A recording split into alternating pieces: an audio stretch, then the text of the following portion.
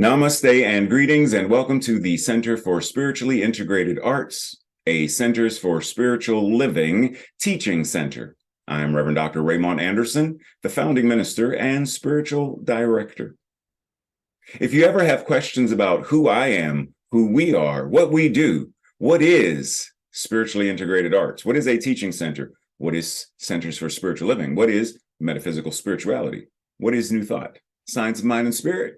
How do I become a member? How can I support, tithe, and donate? All of these questions and so many more. Send an email. You have two options. SIAADMIN,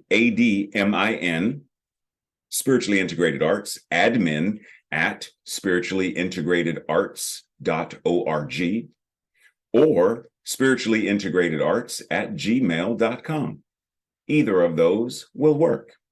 You can also visit our website, www.spirituallyintegratederarts.org. Now, you may be wondering, where else can I find and follow? There are several other social media platforms that you can also subscribe and follow. Facebook, Instagram, Twitter, and our YouTube channel, where you can also find all of our Sunday messages and more. I look forward to hearing from you soon. I look forward to you being a part of this beloved community. Because we are a virtual community, it doesn't matter where in the world you are. This can also be your spiritual community, because you can have more than one. Anywhere that you feel supported, anywhere you are spiritually fed is home, is community, is relationship. So I look forward to dialoguing more, conversing more, getting to know you. Much love and appreciation. Live long and prosper. Chat with you soon. Take care.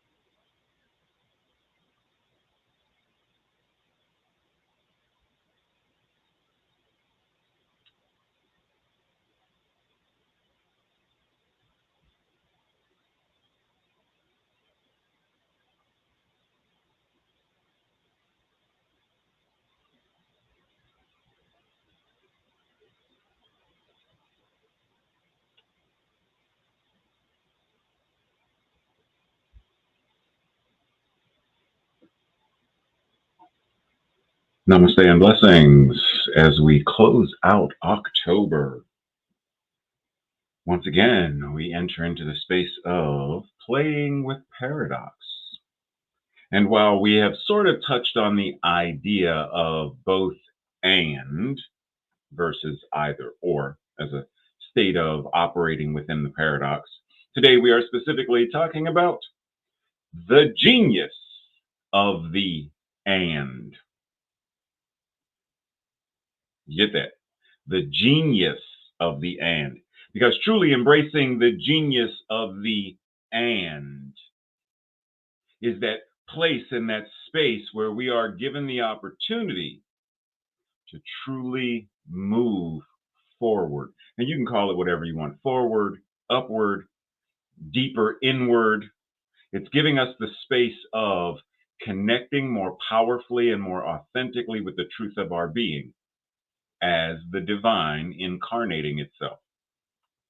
Science of mind and spirit is uniquely poised at the tipping point of creating a world that truly does work for all. And with everything that's going on in the world today, this call to action is even louder and more necessary. We must utilize the power of our teaching of this philosophy to bring people together, into the container, into the space, into the consciousness of resolution, the consciousness of healing, the consciousness of solving global problems. After all, this is what it is to develop the third way. So rather than being either or, you're either for this or against this. And because of this for and against, I'm not even willing to entertain a conversation versus, but what if? Or how do? In other words, how do we find the common ground between A and B? How do we find the common ground between those who are engaging in toxic masculinity and the divine feminine? How do we find the third way where we understand the and? The and in this case would be the common ground. Are we not both human? Do we not both have a feeling of desire and wanting and pain and love? And as we embrace all aspects of life, navigating the ups and downs, the sideways, the forwards, the backwards, we are working together to discover, to see the benefits of one another's perspectives, more so than our own. We can always do our own introspective work.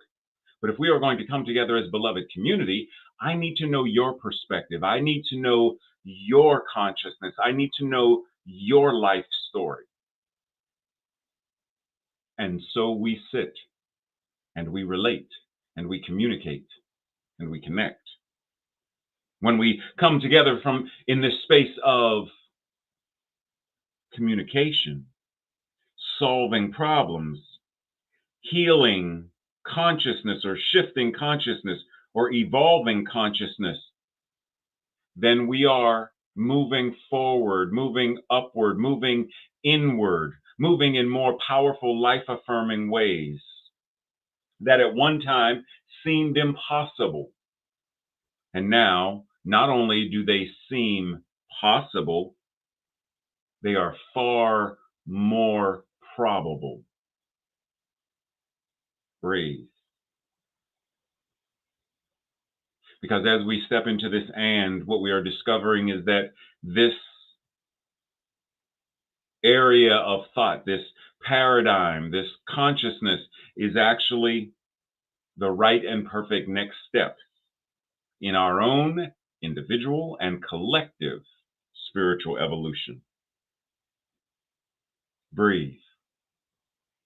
Words. We use words quite often. We use words with ourselves. We talk to ourselves. When we are talking to others, we're using words. We are communicating. And oftentimes, the words we use are creating blocks between relationship. They're creating these vast chasms of distance where there is no bridge to connect. There are those who say what is secular is better because religious or religion has destroyed far so much. There are those who say they are not religious, but they are spiritual. There are those who say whatever religion you are involved in, it's actually a cult. There are those who refer to what we do, science of mind and spirit, as a cult. There are those who say that the separation of church and state is what it's supposed to be because it prevents, it prohibits the blending of ideologies of us versus them. It gives everyone the ability to practice whatever they want to practice or to not practice anything at all. And within theology, within spirituality, within religion, there is liberation theology, which is supposed to set people free from systems of oppression. It's all kinds of words that we use to reference a great many things. And the words, in and of themselves, are not necessarily the issue. It is the consciousness that is using the words. For example, Adolf said that secular schools can never be tolerated because such a school has no religious instruction and a general moral instruction without a religious foundation, because that is built on air. Consequently, all character training and religion must be derived from faith. We need believing people. Secular schools. What did he mean by secular schools? He said can never be tolerated. What did he mean when he said can never be tolerated? When we look at what he did throughout history, what does his consciousness mean by that word? He said because such a school has no religious instruction. Well, that implies that he wanted them to have religious instruction. And a general moral instruction without a religious foundation is built on air. He didn't want such a foundation of instruction that was absent of religious instruction. He wanted character, religious instruction, obedience, religious instruction, dogma, religious instruction, etc. We need believing people, but people who believe in what? Once again, looking at him and what he did, we are known by our fruits. We are known by what we do. We are known by how we show up in the world. When he said we need believing people, what were these people believing in? For him and the Nazis, they aimed to de-intellectualize education. They did not want education to provoke people to ask questions or to think for themselves. Now, we could pause and talk about, is there not a current movement where people want to remove factual history? We want to remove critical race theory, which is all about asking questions and thinking for oneself?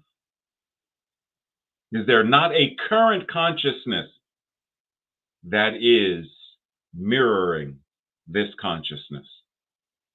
For him, they believed that this approach would instill obedience and belief in the Nazi worldview. Remember last week we were talking about, was that last week or the week before? We were talking about shaking up the worldview. He wanted obedience and belief in the Nazi worldview and creating this idea and ideal that future generations would be bound to, be bound by. So once again, it's not necessarily the words, because we can talk about religion without talking about Nazis or Nazism. We can talk about secular schools or secular politics without talking about the ideology of the Nazis. So it's not the word in and of itself. It's the consciousness that is using that particular word. In the same way that electricity is simply electricity. But is it being used to light a lamp, to power a car, or to execute someone in the electric chair? Electricity is simply electricity, but the consciousness that is using it determines what happens via the expression of it. Now, religiosity, is that a word you're familiar with? Religiosity, the exaggerated embodiment of certain aspects of religious activity. To be excessively or sentimentally religious.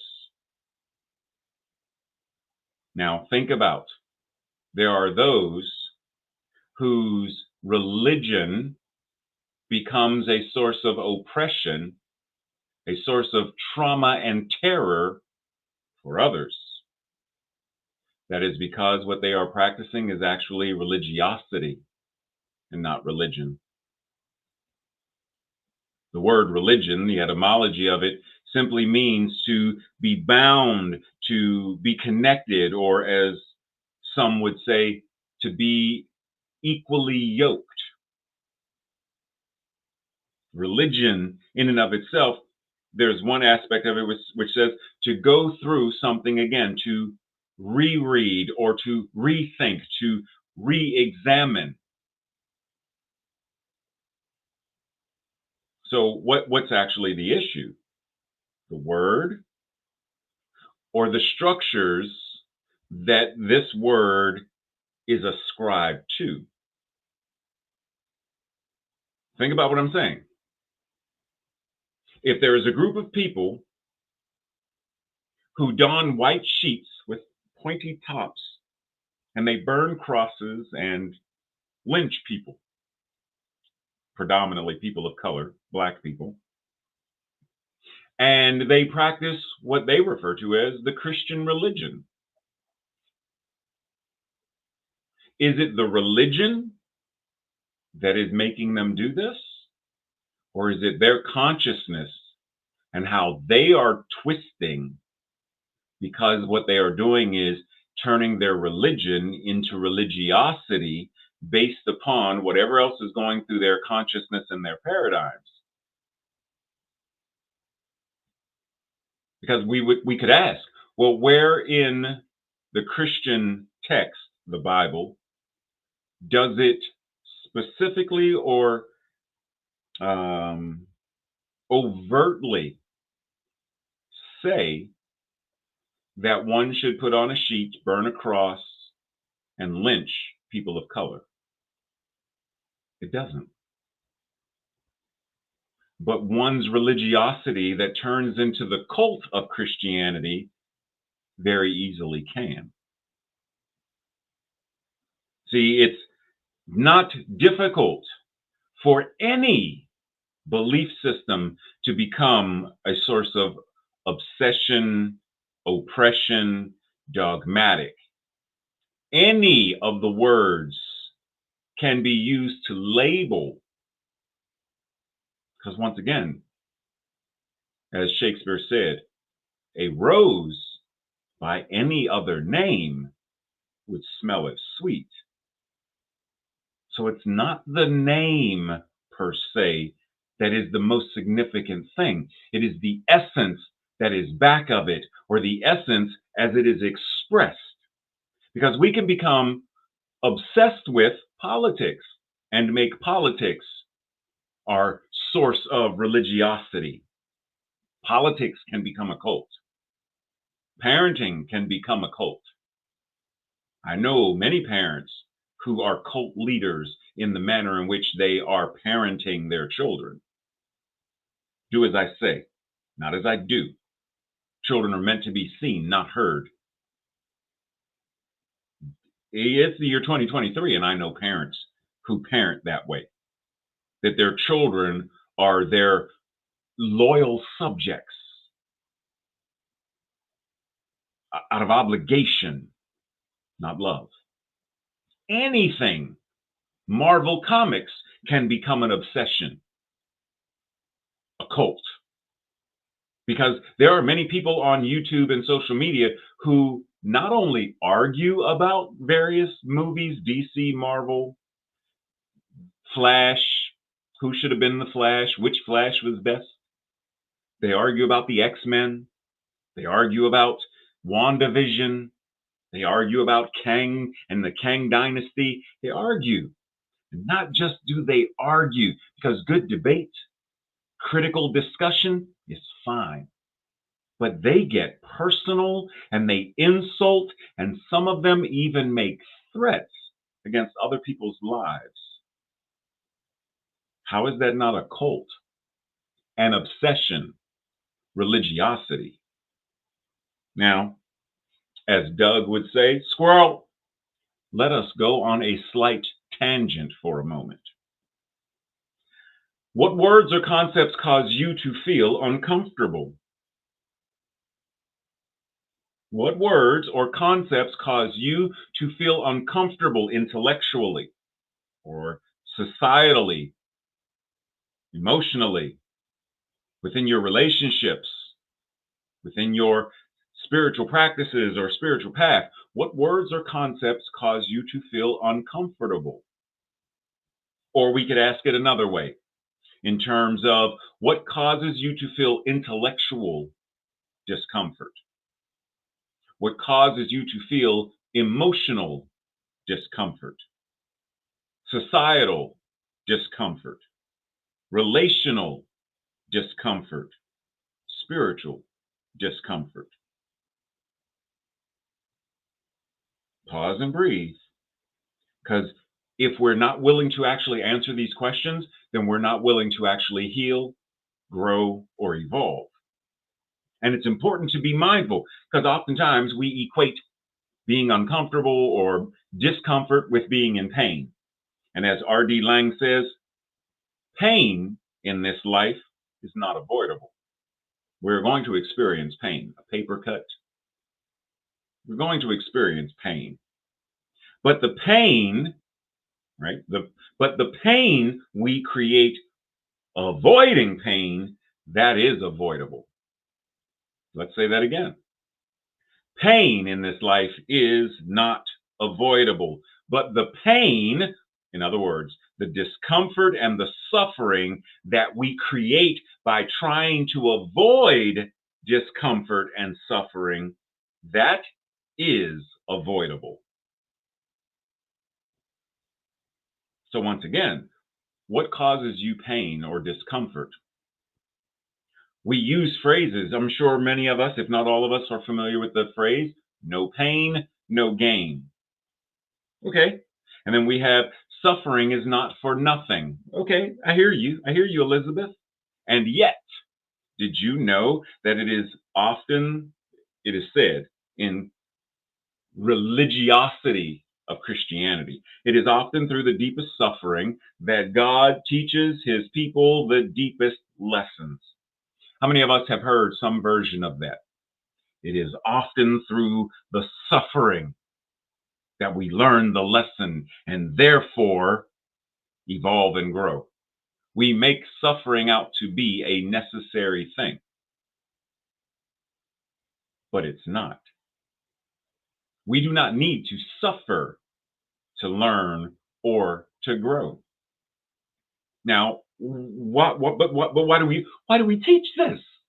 Why do we practice this? Because it's rooted in the consciousness of colonization. Colonization has convinced us and indoctrinated us to believe that suffering is not only good, but that it's necessary. Take that in, because even within New Thought, we promote this paradigm. And this paradigm is actually old New Thought that is rooted in the consciousness of colonization. Liberation theology does not teach that suffering is necessary. Breathe. Because suffering is not necessary. We don't need to suffer in order to learn, in order to grow. Okay? So we're back on track. Squirrel has left. We are back in the building. Okay. The genius of the and. Ernest Holmes says, there is no stagnation in spirit, nor should there be any in our idea of spirituality. To be spiritual is to create. The spirit is alive, conscious, aware, and active. And since we're individualized expressions of the spirit, we too are alive, conscious, aware, and active. How are we expressing that? That is the truth of our being. How are we expressing that? Or how are we denying the expression of that? Karen Armstrong says, perhaps, perhaps, the central paradox of the religious life is that it seeks transcendence, a dimension of existence that goes beyond our mundane lives. But that human beings can only experience this transcendent reality in earthly, physical phenomena. It is only through our humanity that we can understand our divinity. But why? Because they're one and the same. There is no separation. It's and. We are sacred and mundane. In other words, we are spirit, the divine, and that divinity expressing under the label human. We are both and, not either or. So this transcendence, that this mystical experience that so many people want to experience, can only truly be attained or felt or experienced by fully embodying our humanity, by fully embodying all of the tangible, real world stuff.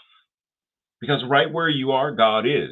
That means everywhere potentially is the temple, the mosque, the synagogue, the ashram, the sacred site, everywhere. Because God is there. Now, the question is, how do we extract, how do we experience that divinity wherever we are? Speaking the truths of science of mind and spirit. Right? This is how do we do this in regular, everyday layman's terms? When Karen Armstrong says it must be in the earthly, the worldly, the human experience, not as a separate thing that is sacred, holy, and divine, but the and. So, how do we speak the truths of science of mind and spirit right here, where we are, in regular, everyday layman's terms? What's the benefit of doing that? The benefit of doing that is we understand that wherever we are, whatever we do, in all of the areas in which we show up, we have the opportunity to bring the terms, the truths of science of mind and spirit to these places. We bring it to all places of education, to the legal system, to the military, healthcare, everywhere. We bring these truths everywhere we as humans exist, everywhere we as humans travel, everywhere we as humans relate, everywhere that we as humans show up. What changes when we do that?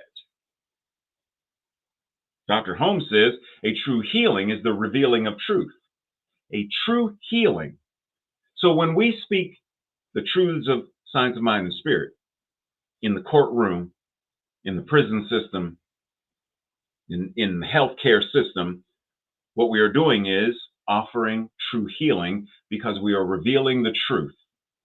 We are revealing the truth in all of these spaces.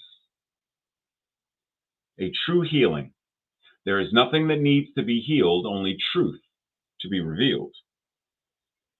So now, when we are talking, when we are speaking, when we are conversing and conveying the truths of science of mind and spirit, it's important to realize that there are some people who are not going to hear the jargon They're not going to resonate with the jargon.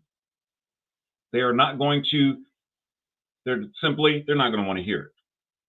So the question becomes, can you talk about God without talking about God? Can you talk about living a spiritual life without talking about spirituality? Yes. Talking about love is talking about God without using the word God. I'm talking about love, and God and love are one and the same. As, pause for a second, his name just, Frank Lloyd Wright said, "Oh, I believe in God, but I spell it Nature. I believe in God, but I spell it nature." So when he talks about nature, he's talking about God. So yes, we can talk about these spiritual truths without using jargon. And in so doing, we are able to reach far more people with true healing. Dr. Holmes says, life is for us today. There will be no change for tomorrow unless we do the changing today. Today, we are setting in motion the power of tomorrow. Today is God's day, and we must extract from it. We must extract from it what of life we are to live. We choose by our own consciousness. God is all there is, but what do we extract and what do we enact? What do we do? How do we bring this into and out of, into expression and express it outwardly? How do we do this? And focusing on what was, remember the good old days, nostalgia. Oh man, that's not going to create a world that works for all. Because that world back in the 70s, 60s, 40s worked for certain people, not everyone. Depending on what era, it didn't work for Black people. Depending on what era, it didn't work for the Chinese. Depending on what era, it didn't work for the Irish. Depending on what era, it didn't work for women. So what era are we talking about where everyone was a part of the beloved community? Then we didn't. We can change that now, moving forward, by enacting, by extracting a true healing now, moving forward. Today, setting into motion what tomorrow will be. Today, setting into motion what the next era or the next generation will have and experience. We do that today. Whether it's regarding the climate and nature, whether it's regarding toxic patriarchy and the divine feminine, whether it's whatever it's regarding, we get to do that today by changing our consciousness, by aligning with truth, by practicing principle today. Breathe.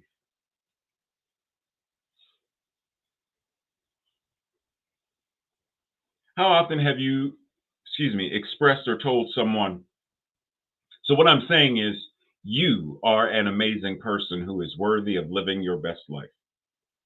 No matter what you are going through, there are tools that can assist you in moving through your life. Is this something that one could say to someone in the hospital, someone in a school, someone in a prison? Is this something that could be expressed as an everyday, layman's terms way of talking about spirituality or God? Especially when many people are going to wonder, well, how do you know I'm an amazing person? You don't know me. And since we're on this, while we're talking about it, and since you mentioned it, can you also tell me tools like what? Because I'm not religious. What is our reply? How do we respond? Well, first, I know that you are an amazing human being because you are a human being. And as a human being, you have unlimited potential. And what makes anyone amazing, doesn't matter who it is, Lady Gaga, Zendaya, Tom Holland, doesn't matter who it is, Reverend Dr. Martin Luther King Jr., whatever makes anyone amazing, our divinity, makes all of us amazing, our divinity. Each and every one of us has talents, whether we realize it, whether we know it, whether we express it and connect to it or not, it's there. And in reference to tools and practices, mindfulness, contemplation, imagination, art, any of these things, poetry, meditation, because it's not religious, self care, so many things constitute the practice of truth, the practice of connecting to the truth of ourselves, learning who and what we are more powerfully and more deeply. As Rumi says, in order to understand the dance, one must be still. And in order to truly understand stillness, one must dance. Paradox. We dance to understand stillness, and we are still to understand the dance. Now, how do we apply that to whatever is going on in our lives? Where are we invited to be still or to dance, or dance and be still? Hannah Inam says, authenticity is not possible without embracing the and within us. Our minds like to categorize, separate, and neatly label the various boxes and Tupperware dishes. Am I right, or is she right? Today, let's stretch our minds to I can be right and so can she. Embracing the and is like yoga for the brain. When we train ourselves to hold paradoxes by stretching ourselves out of the boxes that our minds create, we stretch into new possibilities and we adapt far more quickly in the ever changing, fast paced world in which we live. Breathe. Are you willing to do the yoga of your mind, to stretch? The middle way, the third way, the Tao of and is the art of finding balance. The most life affirming way to navigate our lives is with balance. When we become addicted to, obsessive about, and dogmatic in mental equivalence, even though we do not intend to do harm, we become a harmful presence. How many times have we heard or said, the road to hell is paved with good intentions? Balance doesn't even vilify those who are out of balance, but rather our balance seeks to assist others in uncovering, discovering, and recovering their own innate divine balance. Our balance liberates and heals. Breathe. This week's affirmation declaration, I will say it first, and if it resonates with you, say it with me on the second go round. I use my genius to find the potential and possibilities ever available to me. Together. I use my genius to find the potential and possibilities ever available to me. And so it is. This week's journal questions or questions for the Thursday night discussion group. What words or concepts are you challenged by? Words such as religion, God, church, evil, war. What about them is challenging for you? And what is your baggage around the word? Number two, where do you find it easiest and where do you find it the hardest to be in the third way, or that balance point of and?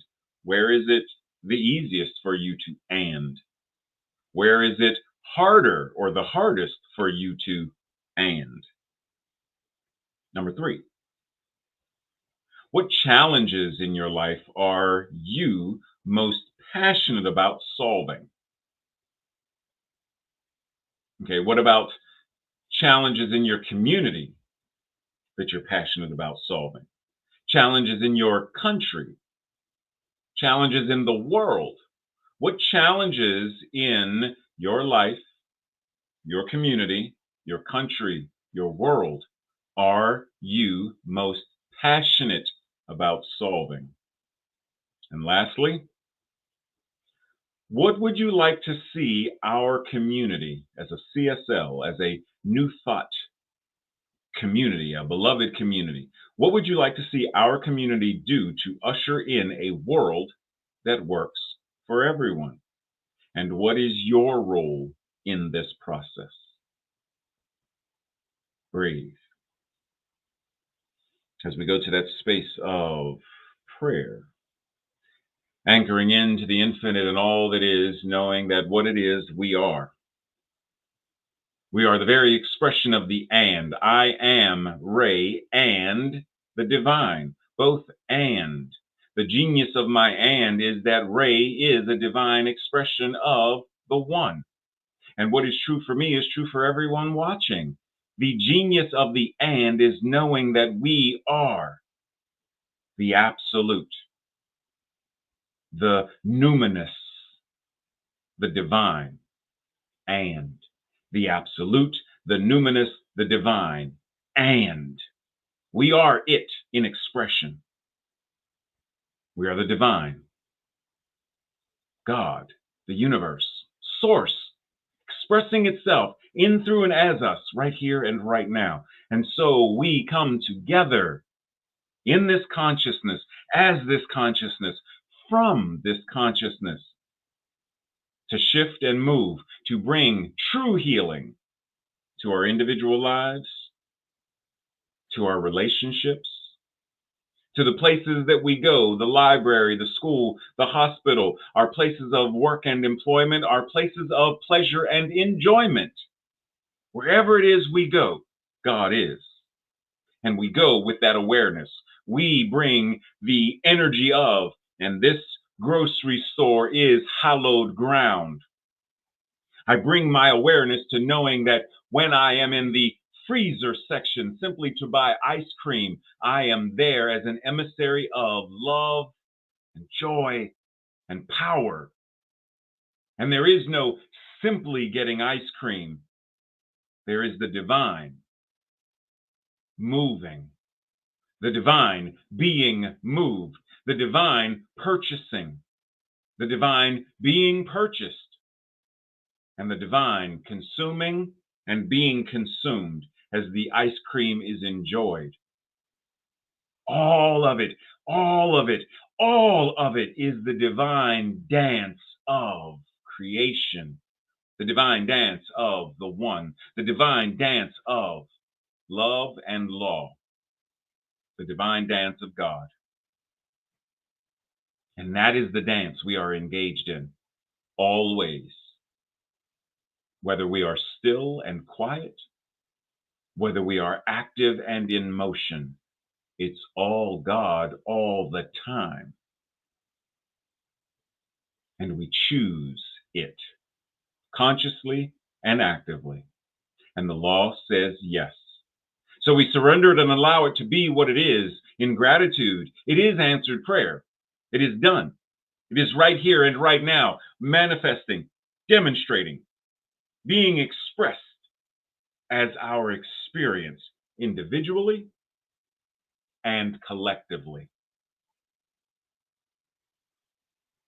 Breathe and know that it is so. And so it is. Namaste, much love, greetings, blessings, joy, all of that good stuff. See you later this week, Wednesday and Thursday, and pretty soon it'll be November. Take it easy.